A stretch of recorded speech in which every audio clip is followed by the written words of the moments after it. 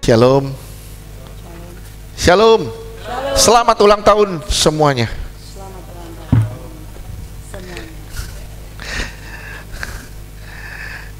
Ini jalan, ini penyertaan Tuhan yang luar biasa. Saya percaya penyertaan Tuhan sangat hebat bagi kita semua.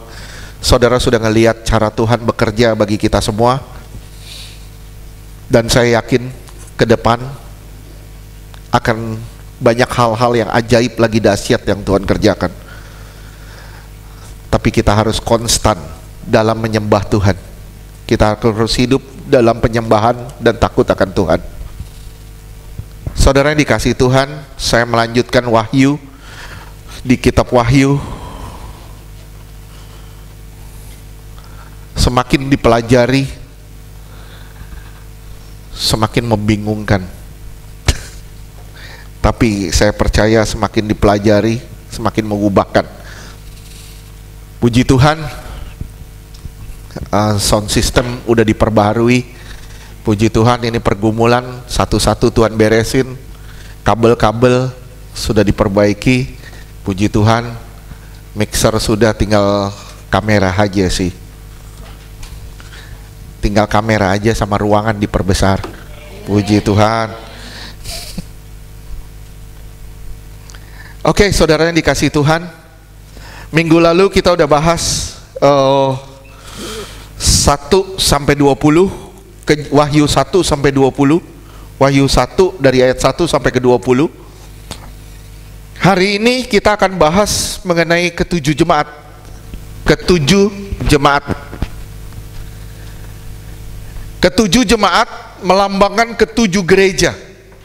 Sekali lagi saya ulang, ketujuh jemaat melambangkan ketujuh gereja, juga melambangkan perkembangan gereja dalam 7 tahap. Perkembangan gereja dalam 7 tahap, nggak apa-apa deh, singkirin. 7 jemaat,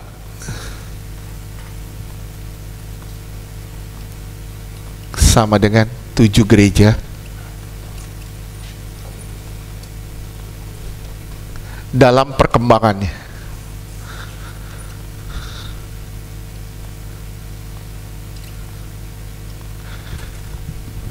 Oke, tapi saya bisa juga bilang 7 penyakit di dalam gereja. 7 penyakit yang mematikan di dalam gereja.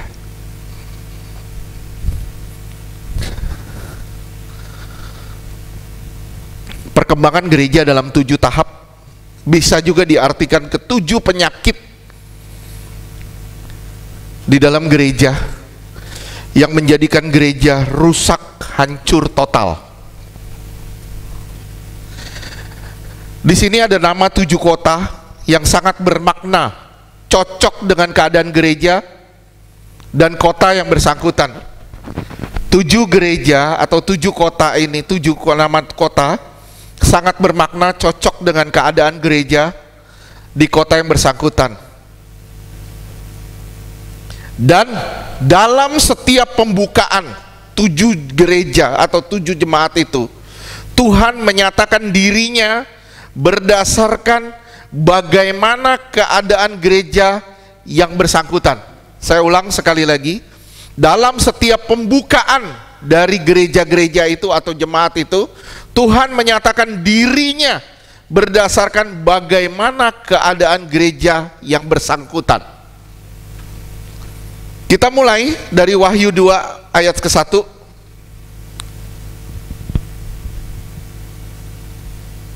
Ya, yang Wahyu 2 ayat 1. Wahyu 2 ayat 1. Tuliskanlah kepada malaikat jemaat di Efesus, inilah firman dari Dia yang memegang ke-7 bintang itu di tangan kanannya dan berjalan di antara ke-7 kaki dian emas itu. Ya.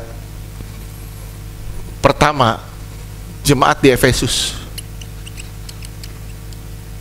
Efesus ini artinya yang diidamkan. Diidamkan. Ini adalah jemaat yang Tuhan idam-idamkan. Jemaat yang Tuhan idam-idamkan.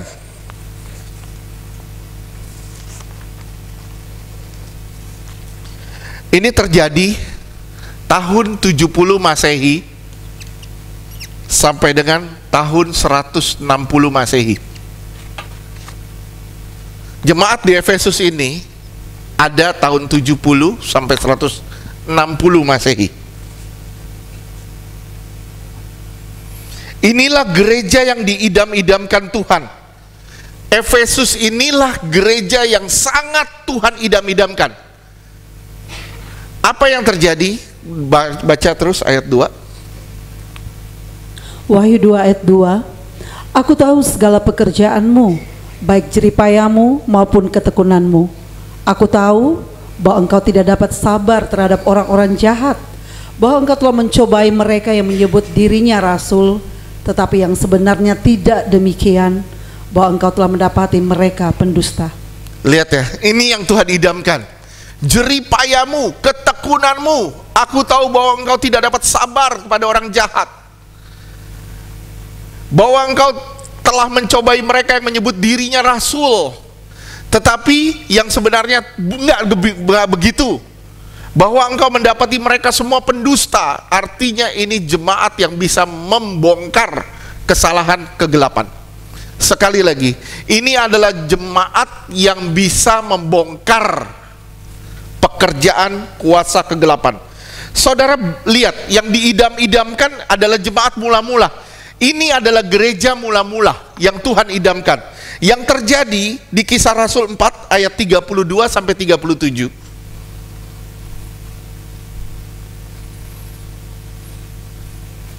Nanti kita kembali lagi ke Wahyu 2. Kisah Rasul 4 ayat 32. Adapun kumpulan orang yang telah percaya itu, mereka sehati dan sejiwa, dan tidak seorang pun yang berkata bahwa sesuatu dari kepunyaannya adalah miliknya sendiri, tetapi segala sesuatu adalah kepunyaan mereka bersama. Lihat ya, apa yang kita punya adalah milik bersama, bukan milik sendiri. Inilah gereja mula-mula.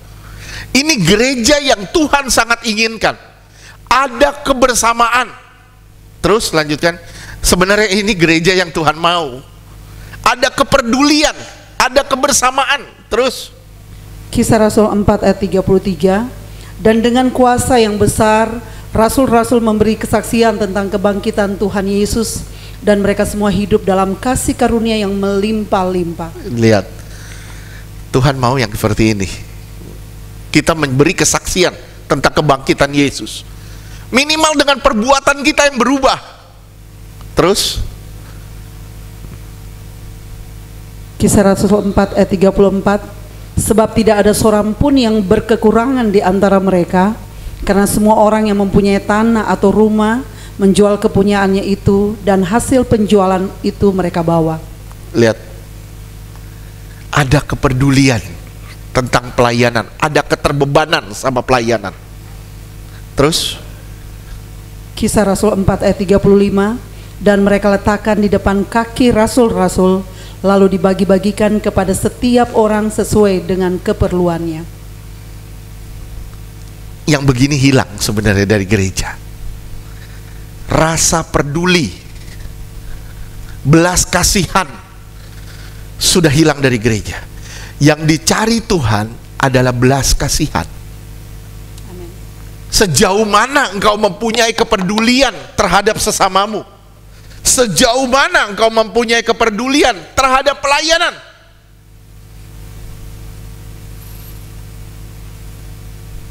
Saya ngelihat di sini mulai terjadi.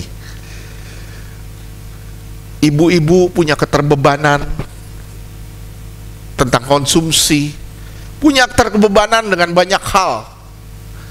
Dan saya rindu, ini semua bukan stop sampai di sini, tapi kita semua meningkat di dalam kepedulian terhadap sesama. Ini sudah hilang dari gereja, jujur. Gereja sekarang sudah individualistis,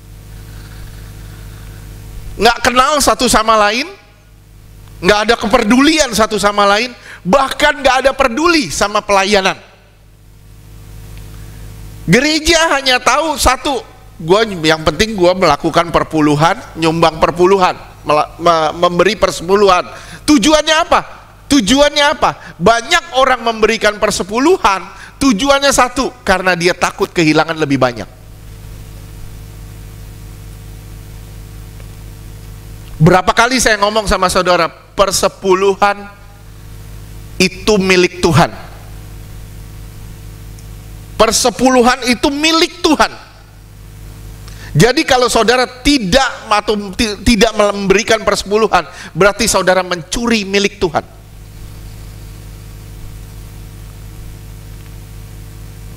Ya, ini salah satu bentuk kepedulian.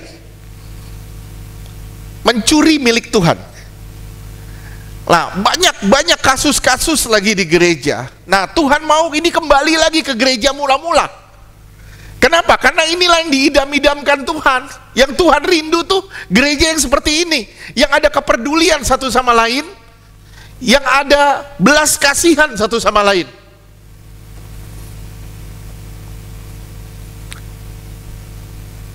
Saudara ingat saya pernah ngomong apa? Kita punya kaos judulnya Love is Action, bukan acting. Love is action, not acting. Berapa banyak dari kita peduli karena acting? Enggak, gereja bukan begitu. Jika saudara benar-benar peduli, saudara adalah gereja mula-mula. Terus ayat 36. Kisah Rasul 4 ayat 36. Demikian pula dengan Yusuf yang oleh rasul-rasul disebut Barnabas, artinya anak penghiburan, seorang Lewi dari Siprus. Terus 37.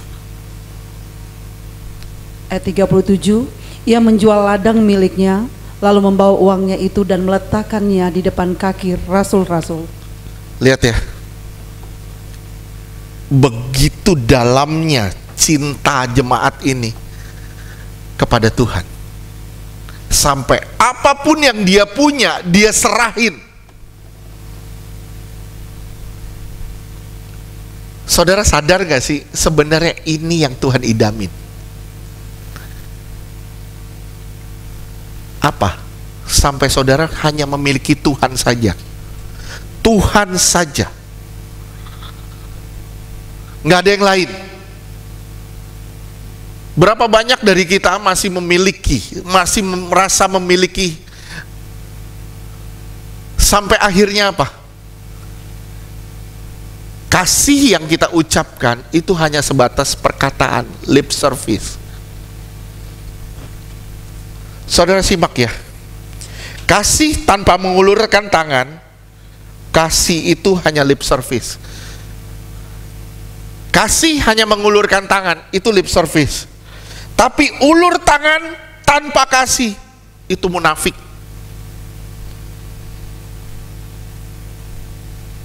Saya mengulurkan tangan kepada saudara, tapi nggak ada kasih di dalam saya, itu kemunafikan.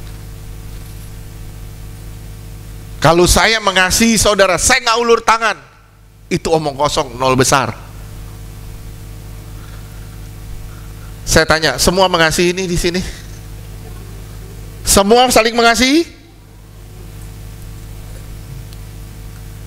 Belajarlah saling menolong.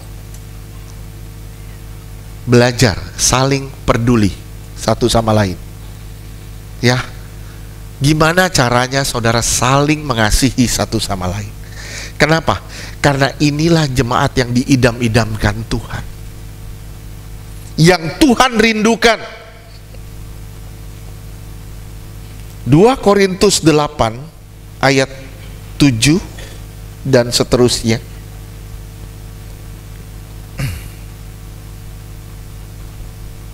Dua Korintus 8 ayat 7. Maka sekarang sama seperti kamu kaya dalam segala sesuatu, dalam iman, dalam perkataan, dalam pengetahuan, dalam kesungguhan untuk membantu, dan dalam kasihmu terhadap kami, demikianlah juga hendaknya kamu kaya dalam pelayanan kasih ini. Iya, Kamu harus kaya di dalam pelayanan kasih. Oke, lanjut 8. 2 Korintus 8 ayat 8. Aku mengatakan hal itu bukan sebagai perintah, melainkan dengan menunjukkan usaha orang-orang lain untuk membantu. Aku mau menguji keikhlasan kasih kamu. Iya. Paulus ngomong gini, dia bilang apa?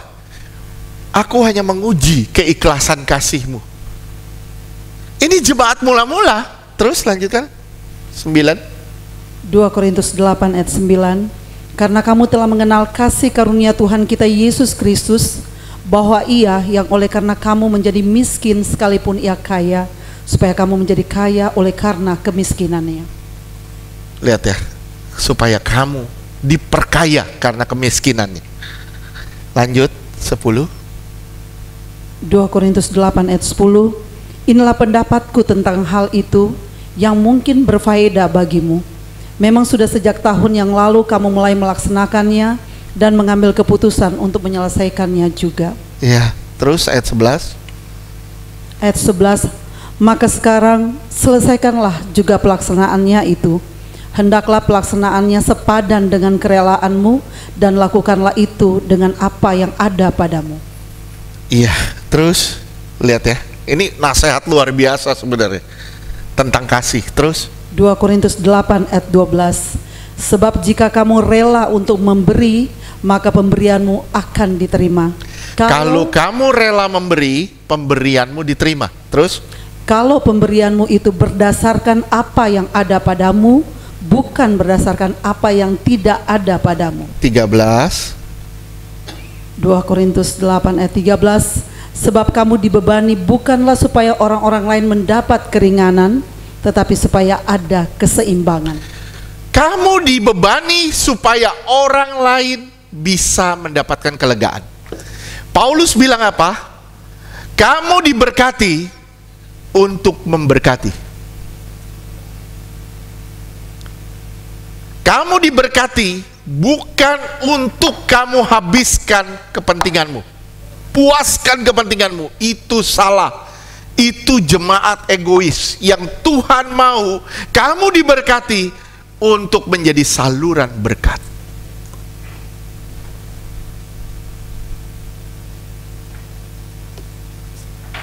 Belajarlah, belajarlah, belajarlah, belajar. Bagaimana caranya engkau punya ketulusan hati, baik dalam hal pelayanan, baik juga dalam hal kasih kepada sesama. Supaya apa? Supaya orang memujimu, bukan. Supaya hidupmu menjadi dupa yang harum di hadapan Tuhan. Orang bisa merasakan getar kasih Tuhan lewat engkau. Sekali lagi, orang di kiri kananmu akan bisa merasakan getar kasih Tuhan lewat kita. Dan itu sangat tidak mudah. Tapi ini yang Tuhan rindukan atau idamkan. Terus 2 Korintus 8 ayat 14. Maka hendaklah sekarang ini kelebihan kamu mencukupkan kekurangan mereka, agar kelebihan mereka kemudian mencukupkan kekurangan kamu, supaya ada keseimbangan. Iya. Terus 2 Korintus 8 ayat 15. Seperti ada tertulis, orang yang mengumpulkan banyak tidak kelebihan, dan orang yang mengumpulkan sedikit tidak kekurangan. ya, ini luar biasa. Ini yang Tuhan idamkan sebenarnya. Jemaat yang seperti ini yang Tuhan idamkan. Kita kembali ke Wahyu 2 ayat 2.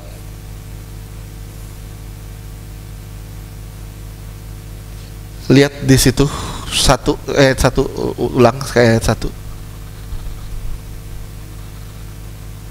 Ya, tuliskanlah kepada jemaat Efesus, inilah firman Dia, yang memegang ketujuh bintang di tangan kanannya.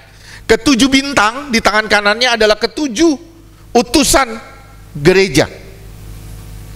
Ketujuh bintang adalah ketujuh utusan. Saudara bisa lihat di Wahyu 1 ayat 27. Ayat 20. Wahyu 1 ayat 20.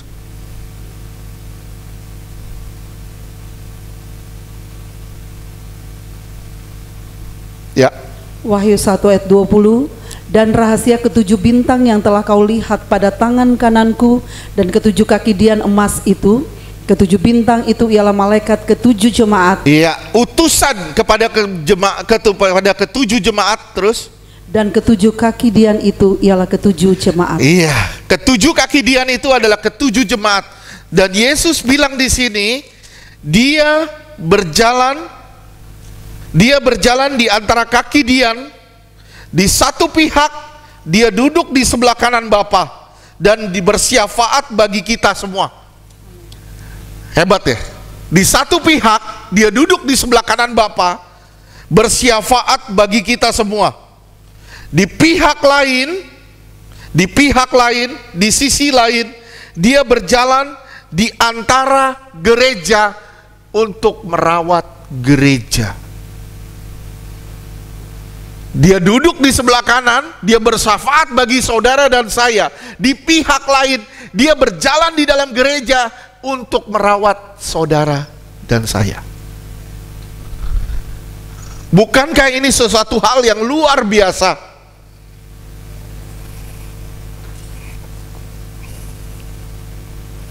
Gereja harus menampilkan pesona Kristus. Gereja harus menjadi bintang yang gilang gemilang di tangan dia. Sekali lagi saya ulang, gereja harus menampilkan pesona Kristus. Karena ini yang Tuhan idam-idamkan. Dan gereja harus menjadi bintang yang gilang gemilang di tangan dia. Kalau gereja sudah sampai ke tahap ini, gereja siap dijemput sama Tuhan. Saya bilang, jadilah gereja yang siap dijemput. Karena hanya gereja yang siap dijemput adalah gereja yang tidak duniawi. Kalau saudara dan saya masih duniawi, berarti kita bukan yang diidamkan dan kita tidak siap dalam penjemputan. Milikilah kasih seperti Tuhan. Milikilah kasih seperti Tuhan. Kasih yang rela berkorban. Kasih yang mau mengulurkan tangan bagi sesama. Amin. Amin. Terus lanjutkan di Wahyu 2 ayat 3.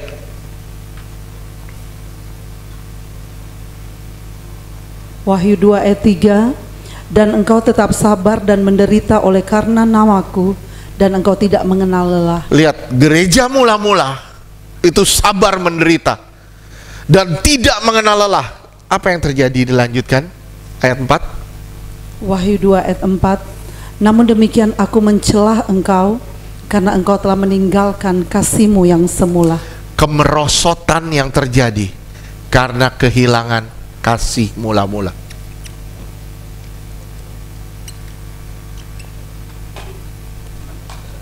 Saudara perhatikan, saudara lihat di sini, dari tahun 70 sampai tahun 160, murid-murid semangat luar biasa. Tapi setelah itu apa yang terjadi? Gereja mulai kehilangan kasih mula-mula. Gereja mulai meninggalkan kasih mula-mula. Kemerosotan gereja ketika gereja kehilangan kasih yang mula-mula. Saudara simak, hanya kasih yang bisa memelihara hubungan erat dengan Tuhan. Hanya kasih yang bisa memelihara hubungan erat dengan Tuhan. Meninggalkan kasih adalah sumber kemerosotan gereja ke tahap-tahap berikutnya. Ketika gereja mulai kehilangan kasih akan Tuhan, saya ulang, ketika gereja kehilangan kasih akan Tuhan, akan terjadi kemerosotan berikutnya. Saudara bisa lihat nanti di Smyrna, di Tiatira dan sebagainya. Merosot terus, gereja akan mengalami kemerosotan terus. Bahkan ketika terjadi reformasi, ternyata di mata Tuhan itu belum benar. Reformasi gereja terjadi, tetap di mata Tuhan itu belum kembali. Dan gereja terus mengalami kemerosotan. Saya bilang sama saudara, kalau saudara mulai kehilangan kasih mula-mula, jangan biarkan itu. Kenapa? Karena itu akan membuat saudara terus merosot sampai terhilang.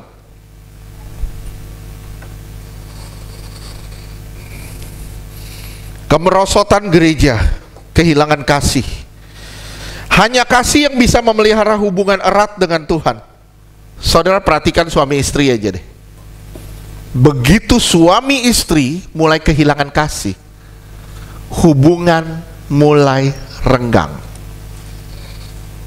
Istri mulai telepon, nggak diangkat-angkat.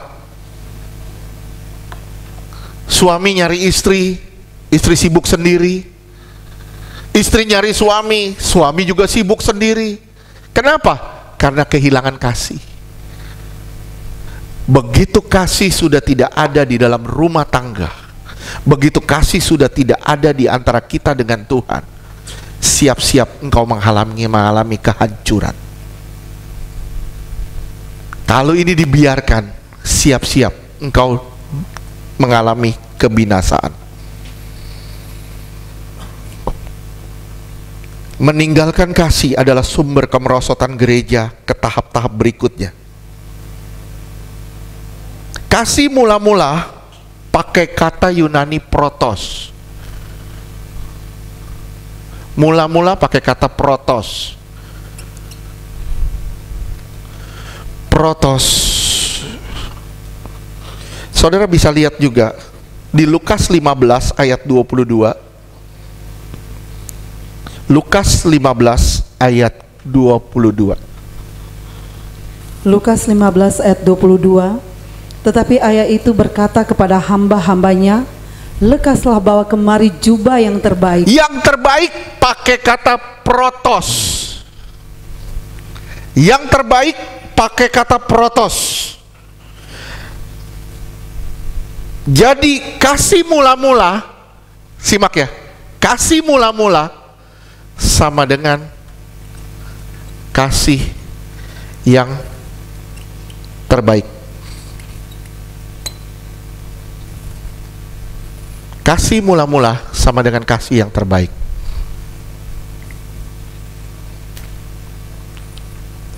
Saudara perhatikan, kita lihat di hubungan suami istri. Waktu pacaran pertama, waduh menggebu-gebunya luar biasa. Rasanya tiap hari pengen ketemu. Tiap hari pengen ketemu. Terus mulai berumah tangga, beli rumah tipe 3L. Tipe 3L tau gak? Lu lagi. Rumah, begitu punya rumah kecil, mulai bosen. Males di rumah, mulai keluyuran, mulai bergaul, mulai keluyuran, mulai males di rumah. Saudara perhatikan, ini kehilangan kasih yang terbaik. Kasih yang terbaik adalah saudara kangen terus. Saya tanya sama saudara, apakah saudara kangen terus sama Tuhan?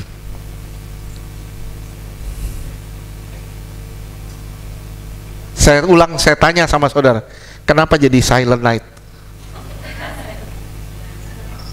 Apakah saudara kangen terus sama Tuhan? Kenapa? Karena Tuhan kangen terus sama saudara. Sadar gak saudara? Saudara lagi tidur pules, Tuhan nunggu. Tuhan nunggu. Kita tidur pules. Waktunya kita bangun, kita tidur pules. Tuhan nunggu. Tuhan bangunin, kita mungkin kebelet pipis. Begitu kita bangun, kita cuekin dia. Kita nggak pusing sama Tuhan. Yang kita pusing bagaimana caranya saya memuaskan tidur saya.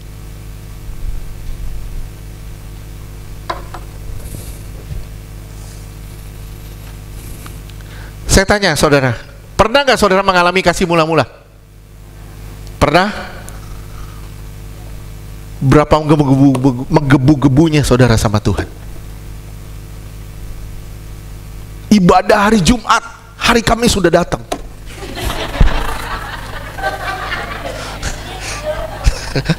Itu hari, salah hari. Hari itu salah hari.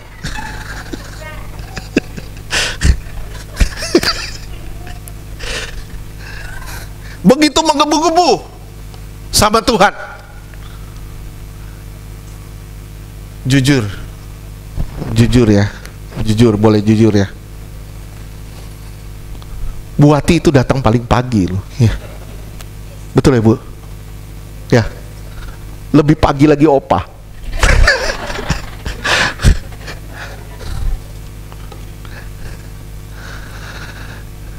Betapa menggebu-gebunya.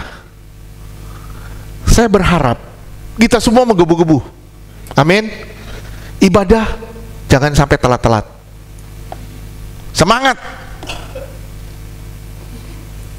Amin. Amin. Jangan sampai ketika kita lagi jatuh cinta mula-mula, waduh semangatnya luar biasa. Tambah hari, tambah siang. Tambah hari, tambah siang. Kita nggak pernah memberikan yang terbaik buat Tuhan. Kita kehilangan kasih mula-mula. Kalau nggak bertobat, kita akan kehilangan kesaksian tentang Tuhan. Kalau kita nggak bertobat, kita kehilangan kesaksian tentang Tuhan.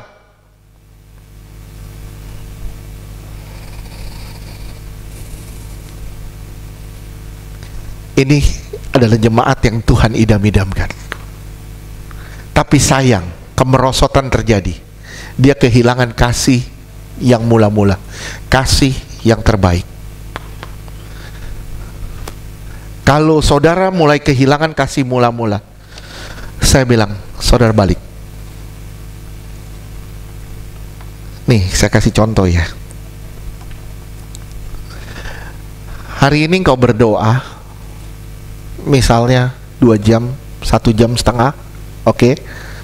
Besok engkau malas, cuman 20 menit, misalnya. Sorry, maaf ya. Terus dibiasain, begitu, engkau akan terbiasa, bukan makin naik, makin merosot. Betul gak sih? Hari ini saudara bisa berdoa 1,5 jam misalnya, 1,5 jam. Saudara nyembah Tuhan, saudara memuji Tuhan. Besok saudara malas. Besok mulai males. Apa yang terjadi? Besoknya lagi enggak tambah benar, tambah merosot. Mau bilang enggak mungkin. Kenapa? Ketika itu dibiarkan, itu jadi penyakit yang menggerogoti kerohanian kita. Sampai kita kehilangan kasih mula-mula. Dan ini adalah tujuan iblis untuk menghancurkan gereja. Tujuan iblis yang pertama untuk menghancurkan gereja dengan cara mencuri kasih mula-mula.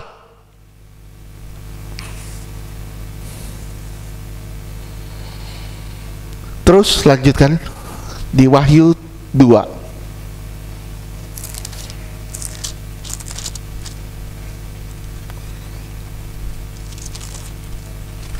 Wahyu 2. Terus ayat ke tadi apa ya, berapa? Kan sampai 4 ya. Sekarang ayat 5. Ya.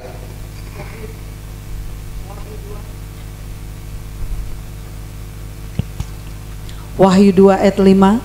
Sebab itu ingatlah betapa dalamnya engkau telah jatuh.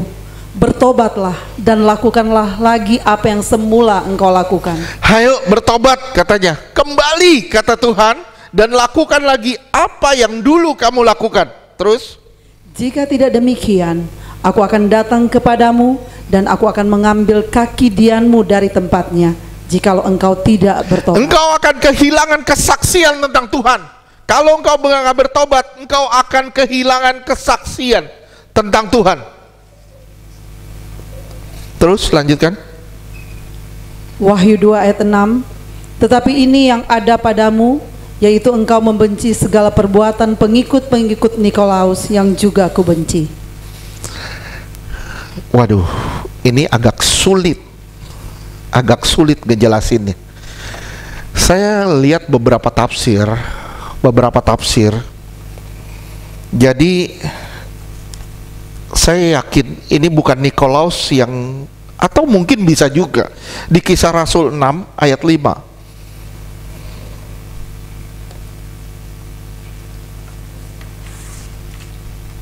Kisah Rasul 6 ayat 5. Usul itu diterima baik oleh seluruh jemaat.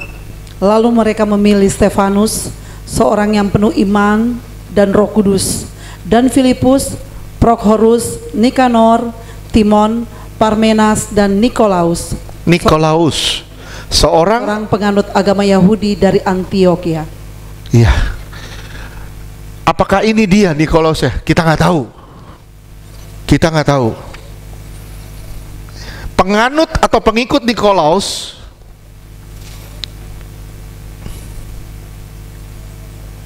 itu artinya yang menaklukkan. Arti Nikolaus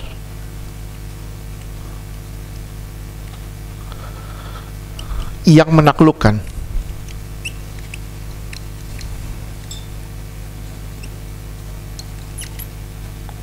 Atau kumpulan atau society.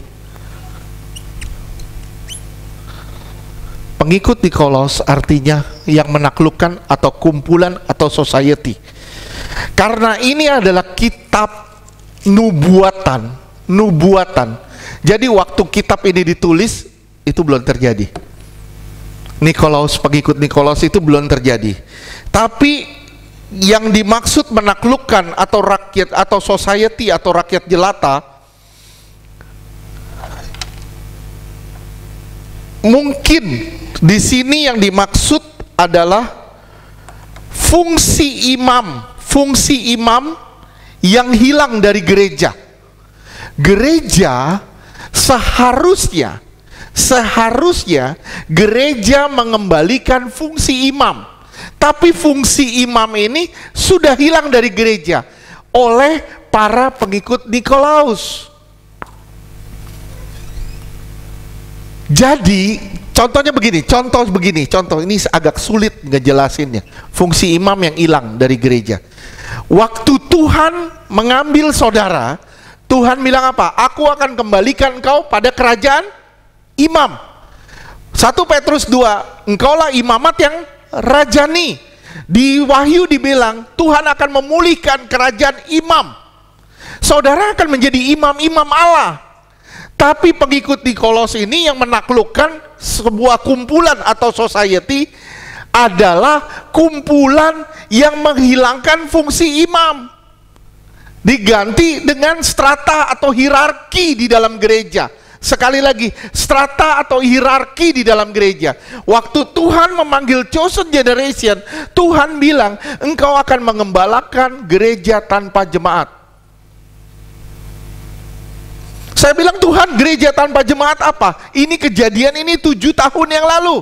Tuhan bilang engkau akan mengembalakan gereja tanpa jemaat. Ternyata yang Tuhan bilang, engkau akan mengembalakan tanpa jemaat. Saya bilang, buat apa Tuhan tanpa jemaat? Tuhan bilang gini, karena mereka bukan jemaat, tapi mereka pelayan, imam-imam Allah. Siapapun yang duduk di sini wajib melayani Tuhan. Saya ulang sekali lagi, siapapun yang duduk di sini adalah orang yang wajib melayani Tuhan. Bukan hanya saya, bukan hanya William, bukan hanya Bang Jo, tapi semua di sini wajib punya keterbebanan pelayanan. Nah, ini fungsi imam yang hilang dari gereja. Gereja mulai masuk dalam hierarki.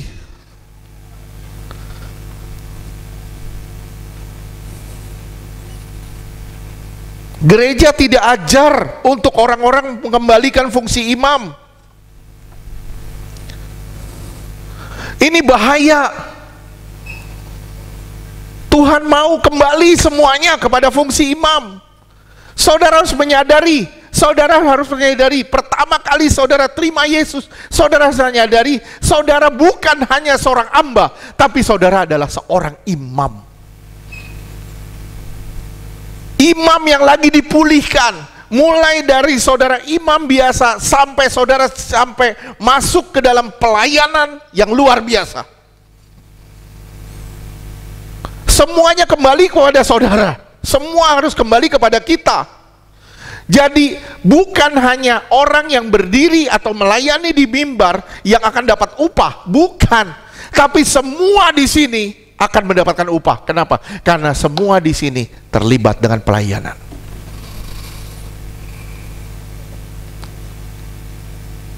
Punya keterbebanan enggak saudara akan kotoran yang ada di lantai? Punya keterbebanan enggak saudara akan kebersihan lingkungan? Punya keterbebanan enggak saudara akan ini?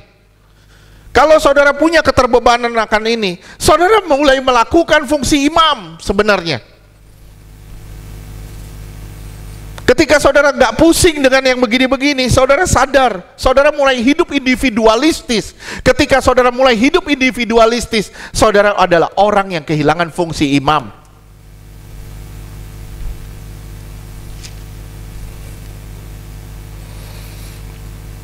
Terus lanjutkan di ayat berikutnya, ayat 6. Kisah Rasul 6 ayat 6. Kisah Rasul, bukan, Wahyu.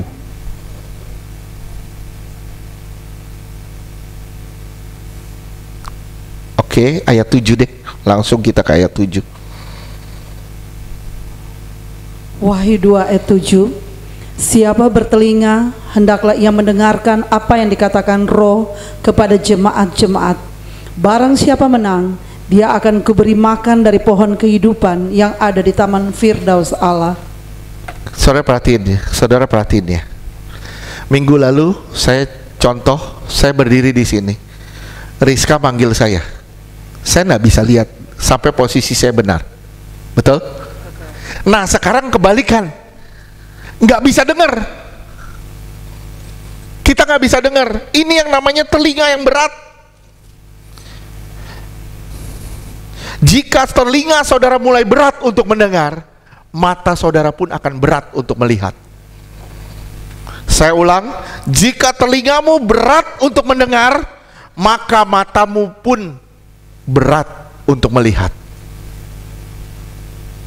Yesaya 6 ayat 9 sampai 10.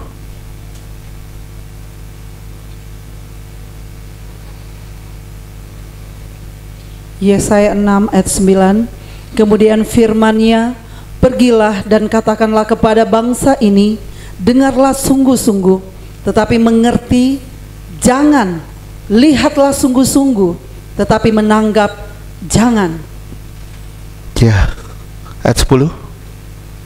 Yesaya 6 ayat 10. Buatlah hati bangsa ini keras, dan buatlah telinganya berat mendengar, dan buatlah matanya melekat tertutup, supaya jangan mereka melihat dengan matanya, dan mendengar dengan telinganya, dan mengerti dengan hatinya, lalu berbalik dan menjadi sembuh. Saya ngerti ya. Gimana caranya orang kehilangan keselamatan? Gimana caranya? Tutup aja telinga kita dari kebenaran, engkau akan kehilangan keselamatan. Firman Tuhan jelas dibilang di sini, telinganya menjadi berat untuk mendengar, matamu akan sulit untuk melihat. Ketika kita mulai tutup telinga kita dari firman Tuhan, saya bilang sama saudara, engkau tidak pernah akan melihat kemuliaan Tuhan.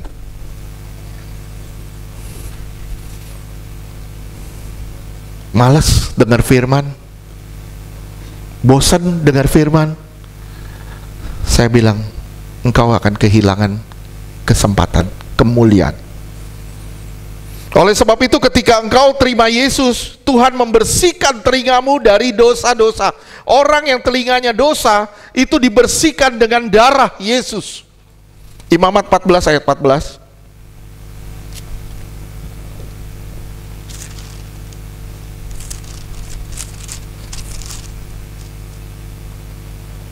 Imamat 14 ayat 14. Imam harus mengambil sedikit dari darah tebusan salah itu dan harus membubuhnya pada cuping telinga kanan dari orang yang akan ditahirkan, dan pada ibu jari tangan kanan, dan pada ibu jari kaki kanannya.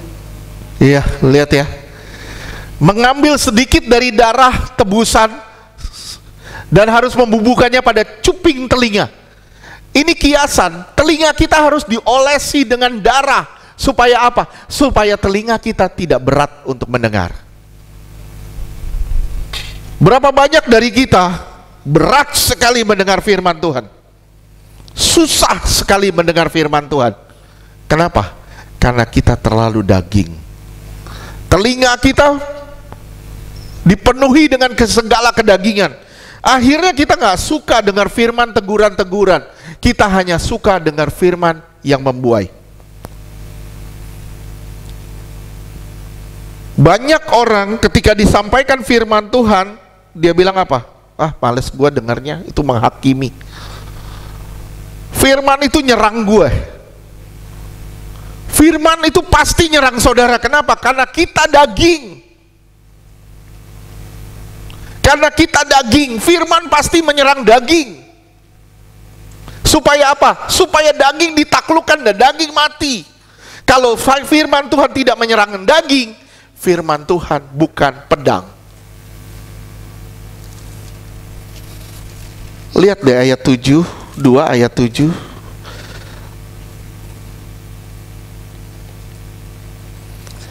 Siapa bertelinga, hendaklah ia mendengar apa yang dikatakan Roh. Kalau saudara mau melihat, mulailah dengan mendengar. Saudara mau melihat kemuliaan Tuhan, mulai dengar firman Tuhan. Saudara mau lihat kuasa Tuhan, mulai dengar firman Tuhan. Datang ke Tuhan, mulai dengar suara Tuhan. Oke, sampai sini ngerti? Di situ dibilang siapa yang menang? Siapa yang menang? Ada kata siapa yang menang? Barang siapa menang? Betul? Artinya apa menang? Ada yang bisa tahu artinya apa menang? Fran, tahu artinya menang? Artinya apa? Barang siapa telah mengalahkan kemerosotan, kehilangan kasih mula-mula, dikalahkan, kembali lagi pada kasih mula-mula, itulah yang menang. Paham nggak? Orang yang menang adalah orang yang kembali kepada kasih mula-mula. Dan orang ini akan mendapatkan, diberi makan dari pohon kehidupan yang ada di Taman Firdaus. Engkau akan dikenyangkan dengan kebajikan dari Tuhan. Saya bilang, engkau akan dikenyangkan dengan kebajikan dari Tuhan. Engkau akan mengalami pemeliharaan Tuhan, lawatan Tuhan. Tapi engkau harus kembali dulu pada kasih yang mula-mula. Engkau harus menjadi jemaat yang diidam-idamkan Tuhan. Jemaat yang punya kepedulian, punya kasih kepada sesama. Jemaat yang saling peduli satu dengan yang lain. Jemaat yang peduli kepada pelayanan. Jemaat yang peduli kepada kekudusan, kebenaran. Jangan tutup telinga kita dari kebenaran. Gimana caranya saudara bisa buka hati dari Tuhan kalau telingamu kau tutup dari kebenaran? Oke, kita lanjutkan. Wahyu 2. Kita beralih ke jemaat yang kedua. Saya yakin ini nggak akan selesai. Nggak akan selesai di 7 jemaat ini pun nggak akan selesai. Ayat ke-8. Wahyu 2 ayat 8. Dan tuliskanlah kepada malaikat jemaat di Smyrna, inilah firman dari yang awal dan yang akhir, yang telah mati dan hidup kembali. Aduh, ini luar biasa loh, saya bilang. Smyrna. Kedua, Smyrna. Ini artinya mur atau penderitaan.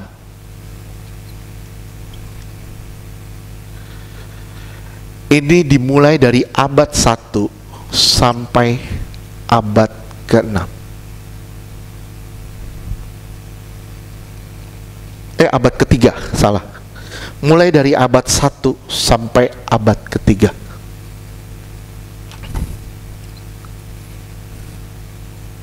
Kenapa? Karena ini Kristen di bawah tekanan Romawi.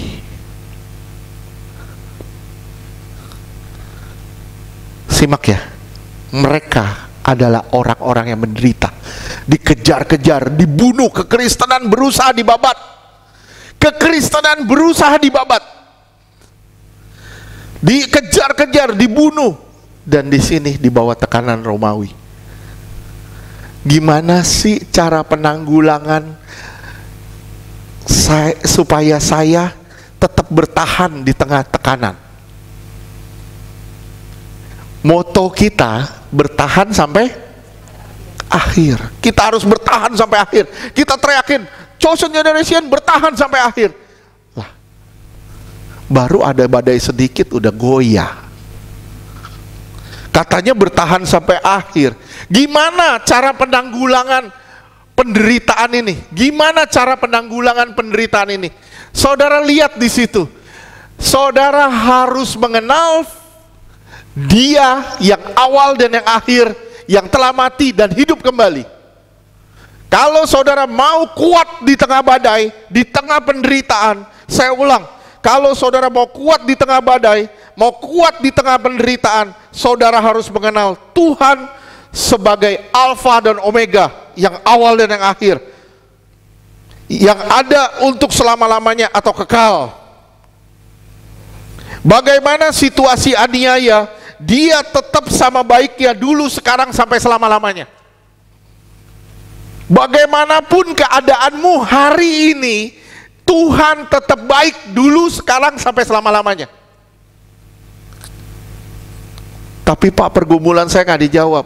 Itu bukan menandakan bukan menandakan Tuhan itu tidak baik.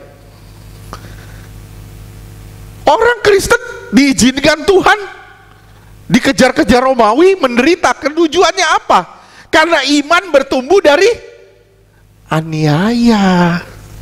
Tanpa aniaya, iman tidak teruji.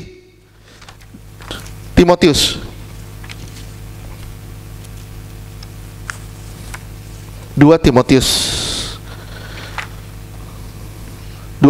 3 ayat 10 sampai 17. 2 Timotius 3 ayat 10. Tetapi engkau telah mengikuti ajaranku, cara hidupku, pendirianku, imanku, kesabaranku, kasihku, dan ketekunanku. Lihat Paulus bilang, kamu sudah ikutin semuanya. Kepada Timotius, pengajaranku, hidupku, pendirianku, imanku, kesabaranku, kasihku, ketekunanku. Terus ayat 11. 2 Timotius 3 ayat 11. Engkau telah ikut menderita penganiayaan dan sengsara yang seperti yang telah kuderita di Antioquia dan di Iconium dan di Listra. Semua penganiayaan itu kuderita, dan Tuhan telah melepaskan aku daripadanya. Lihat, sekarang kekristenan yang dicari apa? Kenyamanan. Yang dicari sekarang kenyamanan. Kita nggak mau berkata tidak pada dosa. Kita tidak mau menderita daging kita. Kita mau puasin daging kita, nyaman. Saya bilang sama saudara ya, engkau akan mengalami ini jika engkau nggak bertobat. Kita harus mengalami perubahan. Benar-benar mengalami perubahan. Saudara harus mengenal Dia sebagai yang awal dan yang akhir, yang sudah mati dan bangkit. Artinya apa? Dia tidak bisa ditutup dan dikalahkan dengan apapun. Kalau saudara kenal Dia sebagai Allah yang tidak bisa dikalahkan dengan apapun, dan Dia berjalan bersama saudara, kenapa saudara takut menghadapi hari esok?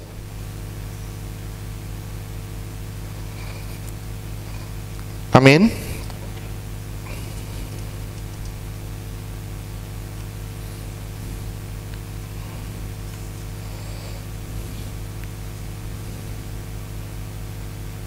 Lihat ya.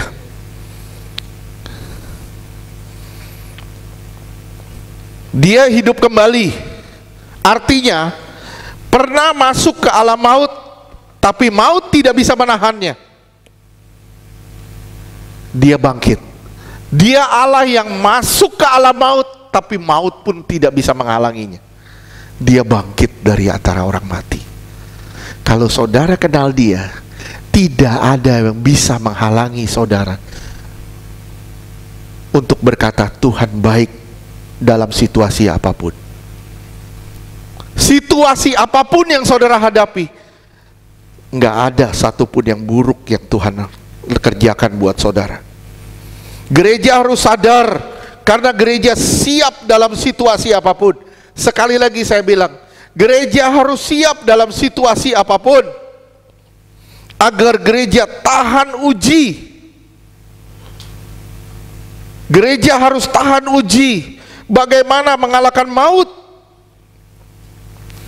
Kalau semua masalah di dunia ini saja kita kalah, sama masalah di dunia ini saja sudah kalah, terus mengharapkan kebangkitan dari orang-orang mati, mungkin tidak?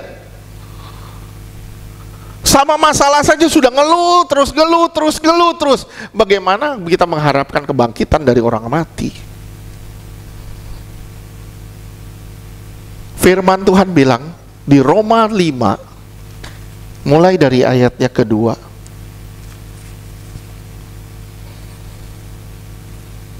Mulai dari ayat ketiga. Roma 5 ayat 3, dan bukan hanya itu saja, kita malah bermegah juga dalam kesengsaraan kita, karena kita tahu bahwa kesengsaraan itu menimbulkan ketekunan. Iya, kita bermegah di dalam kesengsaraan kita, karena kita tahu kesengsaraan itu membawa kita pada ketekunan. Saudara akan mengalami sengsara demi sengsara, tapi sengsara itu membuat saudara tekun cari Tuhan. Kalau sengsara itu gak membuat engkau tekun mencari Tuhan, dengan apa engkau akan membuat Tuhan akan membuat kau tekun cari Dia? Saya ulang ya, kalau masalah tidak membuat engkau tekun cari Tuhan, dengan apa Tuhan membuat engkau tekun cari Dia?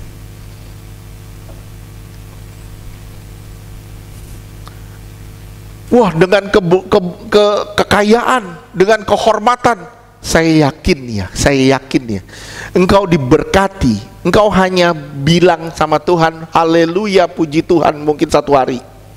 Setelah itu engkau lupa sama Tuhan. Engkau banyakkan jalan-jalan, shopping. Tapi kalau engkau lagi butuh, engkau lipat tangan, tutup mata sama Tuhan, dan Tuhan akan mengulurkan tangannya buat engkau. Di situ baru engkau lihat, benar gua percaya sama Tuhan.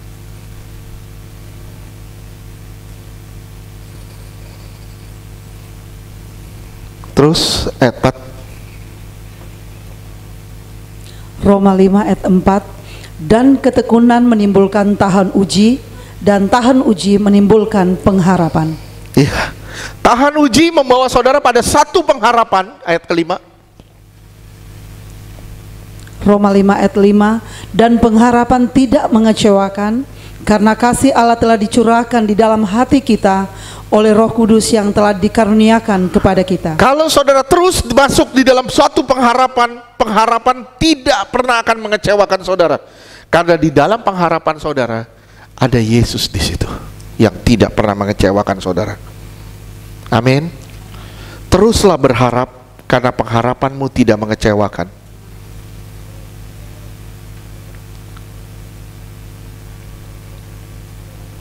Saudaraku, yang berikutnya di sini, saudara lihat, ketika saudara mulai kehilangan kasih mula-mula, Tuhan akan menanggulangi saudara.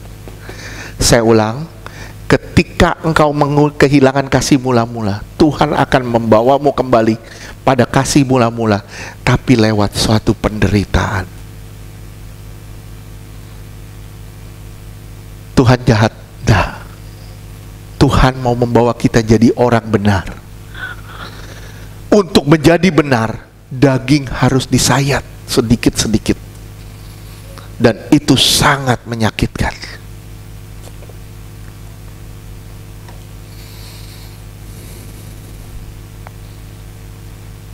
Terus lanjutkan Wahyu 2 ayat ke 9 10 ya.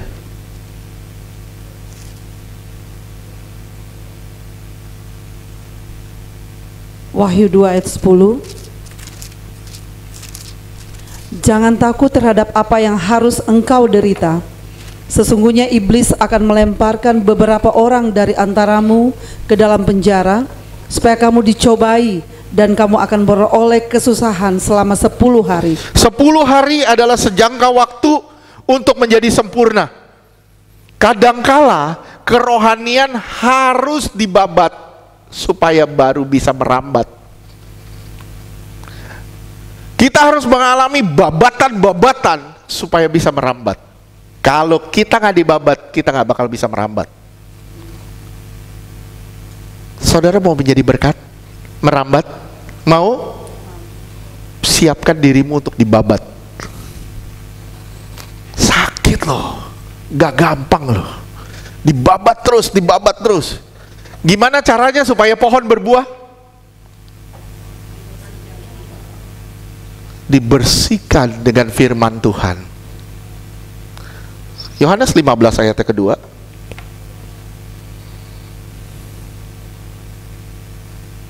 Yohanes 15 ayat yang kedua. Setiap ranting padaku yang tidak berbuah dipotongnya, dan setiap ranting yang berbuah dibersihkannya. Yang tidak berbuah dipotong, dibuang. Kalau saudara nggak berbuah dibuang. Tapi kalau saudara mulai berbuah, saudara harus dibersihkan supaya saudara banyak buahnya. Sekali lagi saya bilang, kekristenan itu baru bisa merambat ketika dibabat.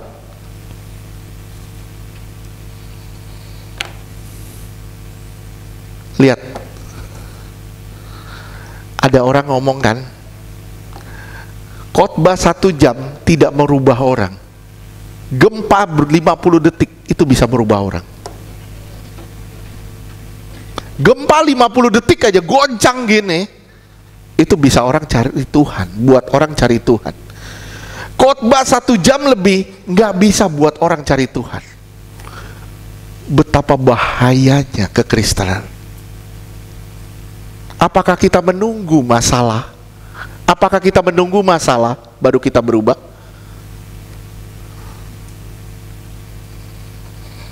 Jangan menunggu masalahmu besar baru engkau cari Tuhan yang besar. Tapi cari Tuhan yang besar, engkau akan melihat kebesaran Tuhan. Amin. Oke. Terus lanjutkan. Tadi Wahyu 2 ayat 10.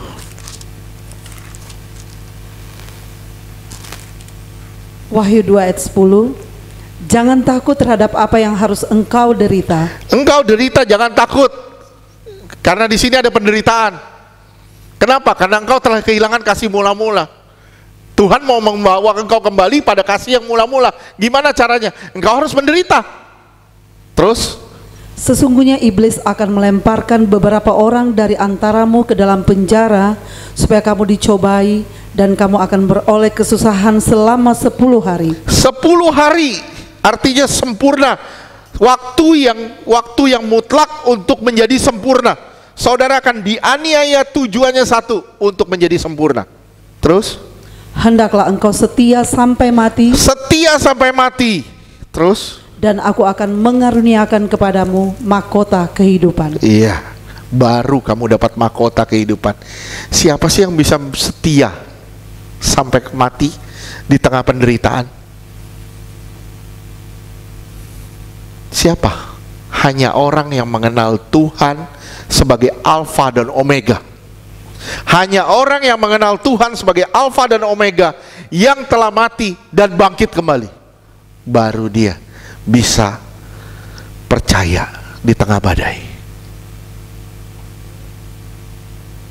Saya bilang sama saudara ya, jangan jadi orang Kristen yang cengeng, tapi jadilah pejuang-pejuang Allah yang tangguh. Jangan jadi orang Kristen yang merengek terus. Tapi jadilah orang Kristen yang bersyukur terus. Rengekanmu tidak akan mengubah keputusan Tuhan, tapi syukurmu itu yang akan mengubah keputusan Tuhan. Amin. Oke, yang berikutnya, yang ketiga. Lanjutkan ayat ke-12.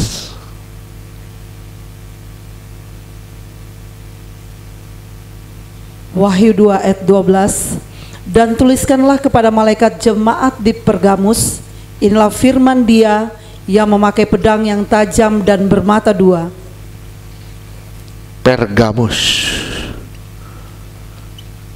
Ini kawin, artinya kawin. Kawin atau berpadu.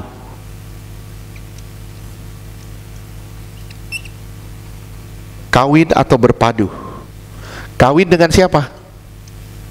Dengan dunia. Kawin dengan dunia. Pergamus juga berarti menara. Menara yang tinggi. Ini terjadi tahun 324 sampai abad ke-6. Dari mulai abad ke-3 sampai abad ke-6. Simak ya.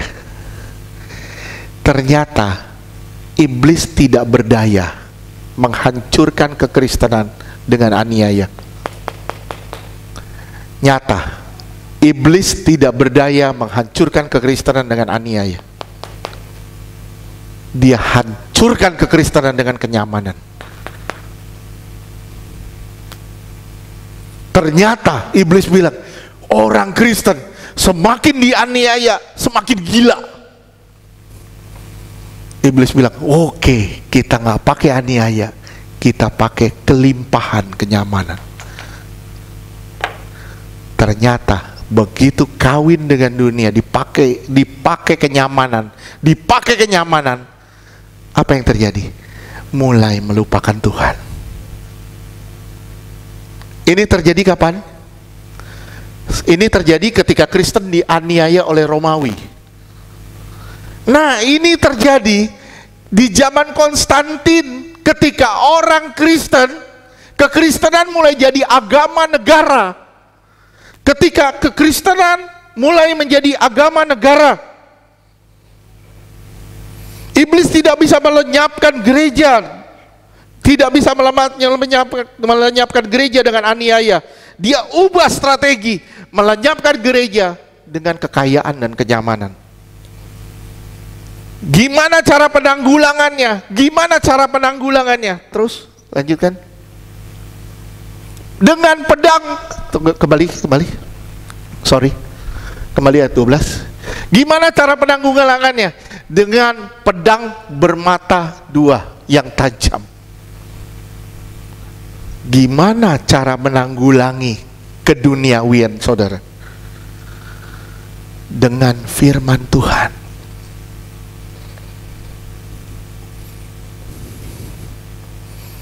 Pedang bermata dua yang tajam untuk menanggulangi kekristenan. Kekristenan yang mulai merosot, tambah merosot lebih dalam lagi.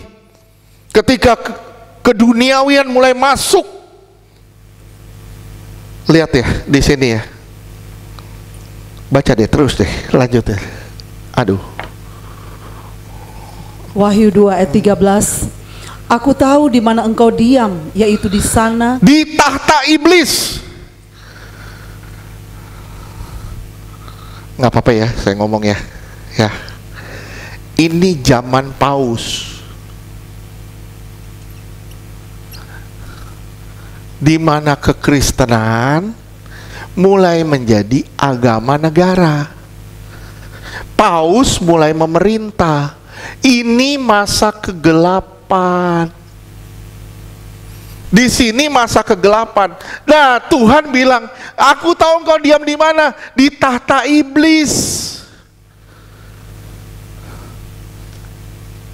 Ini zaman Paus, di mana orang saya mau ngaku dosa nih, saya mau ngaku dosa, harus ada perantara.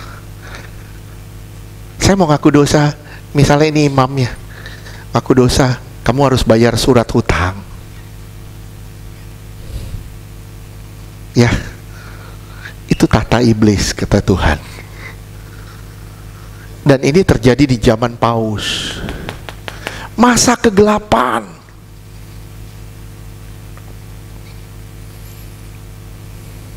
Gereja murtad dengan sistem Paus, tahta iblis atau kediaman iblis. Karena berpadu dengan dunia.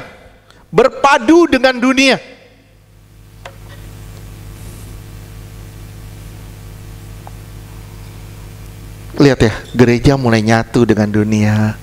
Gereja mulai jadi duniawi. Ketika gereja mulai nyatu dengan dunia, gereja ada di tahta iblis.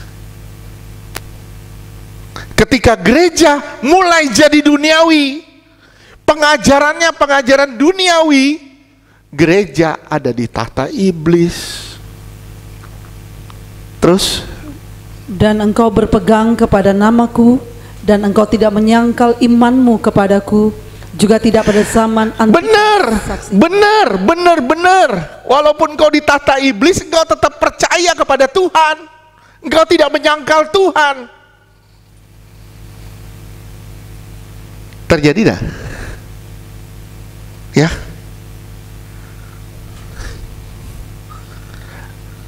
Waktu zaman Paus, apa mereka menyangkal Tuhan? Waktu zaman Paus, apa mereka menolak Tuhan? Enggak, mereka enggak menolak Tuhan. Di situ jelas dibilang, engkau tetap berpegang pada namaku, engkau tidak menyangkal iman kepadaku. Mereka tetap percaya pada Tuhan, cuman sistemnya yang salah.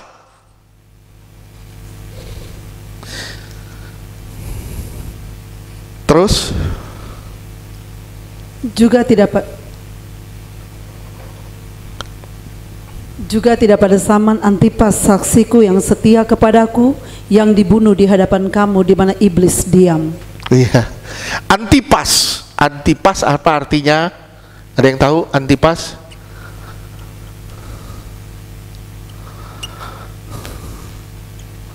Ada yang tahu Antipas artinya apa? Antipas, bukan pasti pas. Pasti itu Pertamina. Antipas artinya menentang segala sesuatu. Jadi Tuhan bernubuat sama gereja. Waktu zaman gereja mulai kawin sama dunia, Tuhan bernubuat ada orang yang tetap menentang pengajaran-pengajaran ini. Dan ini terjadi di abad ketiga sampai abad ke-6. Di sini masa kegelapan.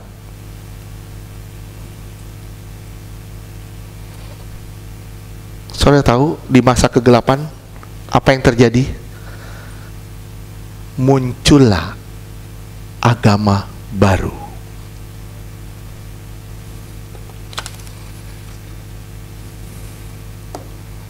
Ngerti tidak? Bisa tanggap gak sih? Bisa.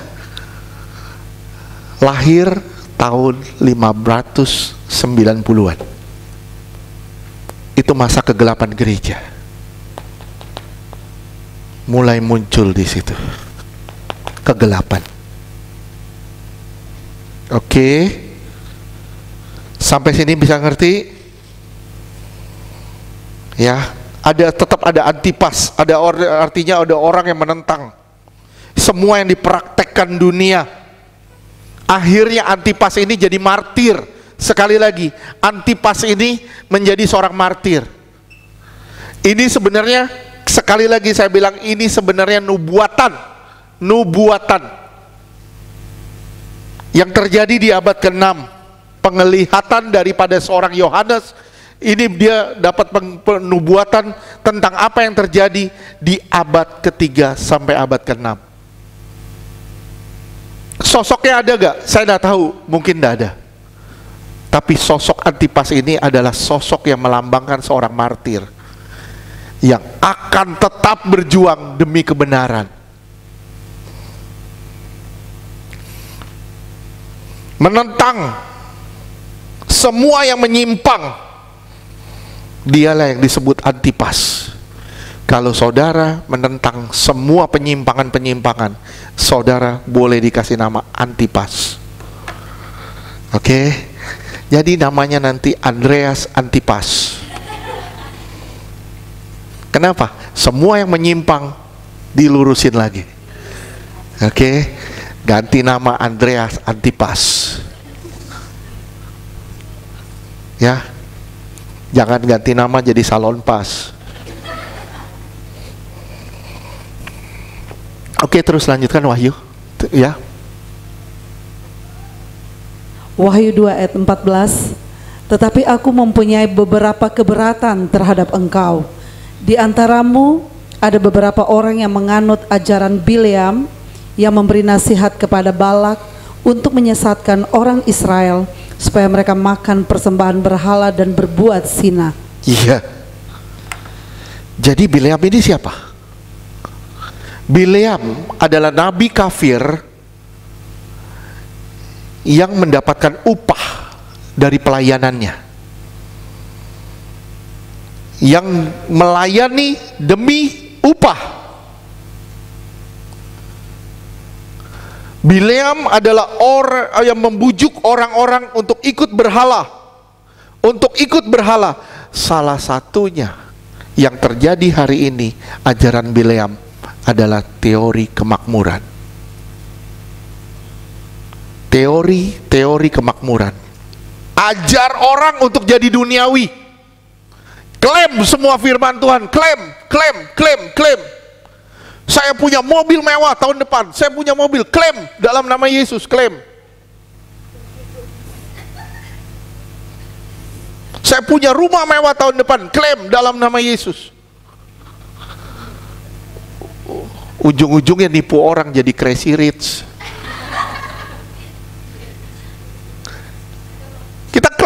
Kita klaim terus. Ini ajaran Bileam yang mendorong orang untuk jadi duniawi. Pengajaran, percayalah kalau kita ikut Tuhan, kita tinggal oncang-oncang kaki, minum-minum kopi, kita diberkati. Sorry, maaf saya bilang, ini ajaran Bileam. Kenapa? Kita didorong pada keduniawian, kita didorong pada kemakmuran. Coba lihat Bilangan 25 ayat 1 sampai 3.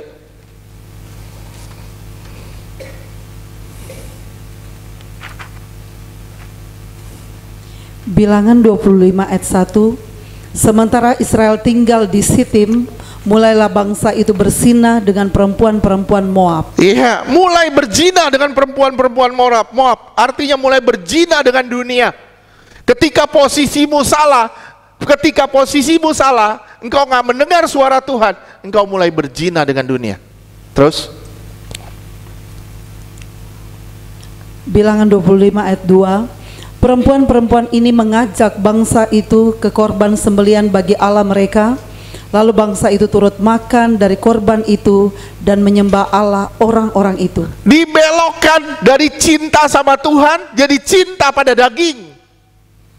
Ketika saudara mulai kehilangan kasih mula-mula, saudara mulai mengalami aniaya, saudara menang dari aniaya, saudara mulai digodok lagi sama iblis dengan kemakmuran. Begitu saudara makmur, saudara mulai lupa sama Tuhan. Terus Bilangan 25 ayat 3. Ketika Israel berpasangan dengan Baal Peor, bangkitlah murka Tuhan terhadap Israel. Iya, Tuhan bangkit murkanya. Kenapa? Karena manusia mulai bersetubuh dengan dunia. Bilangan 31 ayat 16.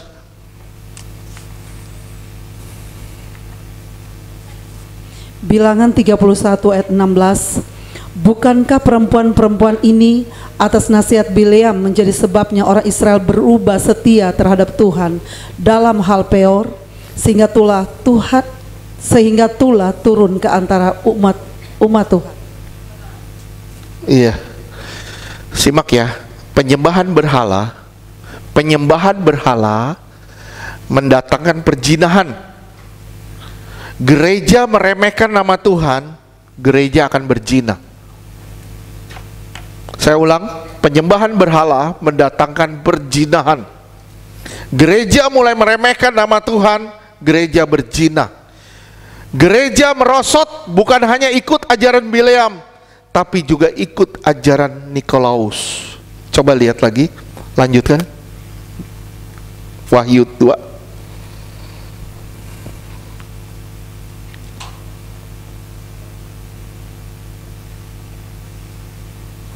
Wahyu 2 ayat 15.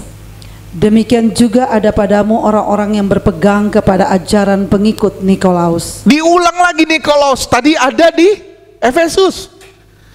Diulang lagi di Pergamus. Ternyata diulang lagi di Pergamus, tapi berbeda. Yang di sini perbuatan Nikolaus. Di Efesus dibilang perbuatan Nikolaus. Di sini berkembang ajaran Nikolaus. Betul nggak ajaran? Di Efesus dibilang perbuatan kita ikutin. Sampai di Pergamus kita ikutin pengajarannya. Di sini berkembang pengajarannya. Mulai masuk di dalam suatu pengajaran. Di Efesus ada perbuatan. Tapi di Pergamus masuk di dalam satu pengajaran. Saya bilang ya sama saudara ya, penyesatan itu punya grafik yang akan semakin naik. Penyesatan dalam pengajaran, grafiknya akan naik terus, walaupun tidak langsung, bertahap demi bertahap akan naik terus. Tujuannya apa? Sampai saudara rusak total. Kalau pikiranmu udah rusak, tingkah lakumu pasti rusak. Kalau pikiran kita udah rusak, tingkah laku kita pasti rusak. Metanoia, pertobatan, metanoia, dua suku kata, meta dan noia. Meta berbalik, noia itu main. Pikiran. Saudara naik motor, mau ke pasar baru, saudara sadar nyasar. Apa yang saudara lakukan? Berbalik. Saudara mulai berbalik. Kalau saudara sadar nyasar, tapi saudara tidak berbalik, belum komplit pertobatanmu. Jadi bertobat itu sadar dan berbalik. Kalau saudara sadar tapi tidak berbalik, itu belum namanya bertobat. Ya, contoh, saya sadar ini salah, tapi saya nikmatin, saya nggak berbalik, itu belum namanya bertobat. Tapi bertobat, sadar, aduh saya salah, nggak lagi deh, saya nggak bikin lagi, itu bertobat. Pertobatan atau metanoia komplit ketika saudara sadar dan berbalik. Amin. Terus lanjutkan. Wahyu 2 ayat 16. Sebab itu bertobatlah, jika tidak demikian aku akan segera datang kepadamu dan aku akan memerangi mereka dengan pedang yang di mulutku ini. Lihat ya, jika kamu tidak bertobat, firman ini akan semakin menyakiti engkau. Tambah engkau nggak bertobat, tambah firman itu tambah garang. Tambah engkau tidak bertobat, tambah garang firman-Nya. Tujuannya hanya satu, Tuhan mau engkau bertobat. Amin. Sekali lagi saya bilang, tujuannya satu, Tuhan mau engkau bertobat. Bertobat kemana? Sampai engkau kembali pada kasih mula-mula. yang diidam-idamkan, yang Tuhan rindukan, yang Tuhan inginkan. Tuhan mau engkau kembali ke sini. Amin.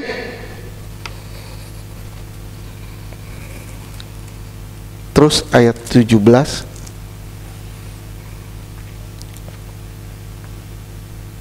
Wahyu 2 ayat 17. Siapa bertelinga, hendaklah ia mendengarkan apa yang dikatakan Roh kepada jemaat-jemaat.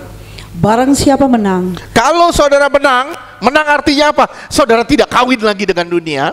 Terus? Kepadanya akan kuberikan dari manah yang tersembunyi. Kamu akan disingkapkan kebenaran sampai engkau mengerti kebenaran, dan kebenaran memerdekakanmu sempurna. Engkau akan mengalami kepenuhan ilahi dan engkau akan tahu kebenaran yang sesungguhnya. Amin. Terus?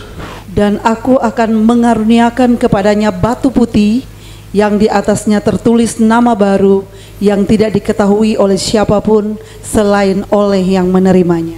Ya, kamu akan diberi nama yang baru sama Tuhan. Artinya kamu akan diperbaharui, benar-benar mengalami pembaruan. Berubah total. Saudara lihat ya, saya mau akhiri nih. Pertama, saudara jatuh pada kasih mula-mula, kehilangan kasih mula-mula. Tuhan menanggulanginya dengan penderitaan. Saudara nggak berubah. Di sini saudara mulai berubah. Mulai berubah. Iblis goda engkau dengan kemakmuran. Begitu engkau digoda dengan kemakmuran, engkau jatuh. Lah disinilah masa kegelapan terjadi. Iblis mulai berkuasa atasmu. Sekali lagi, iblis mulai berkuasa atas orang-orang itu. Oke. Tuhan berkati. Kita lanjutkan nanti kalau ada waktu lagi. Ini panjang sekali. Tadinya saya pikir gini. Saya asal lewat aja. Tapi Tuhan singkapkan tadi pagi. Banyak sekali hal yang Tuhan singkapkan. Sampai akhirnya saya bilang, ini gak akan selesai. Mungkin ini sampai di Pergamus, benar, sampai di Pergamus. Minggu beberapa nanti, kapan ada waktu kita lanjutkan ke Tiatira sampai di Laodikia. Nanti kalau ada waktu lagi, kapan ada waktu lagi, kita bicara soal Babel. Kita bicara soal Antikris. Kita bicara soal Babel, kita bicara soal Antikris. Oke, amin. Tuhan berkati.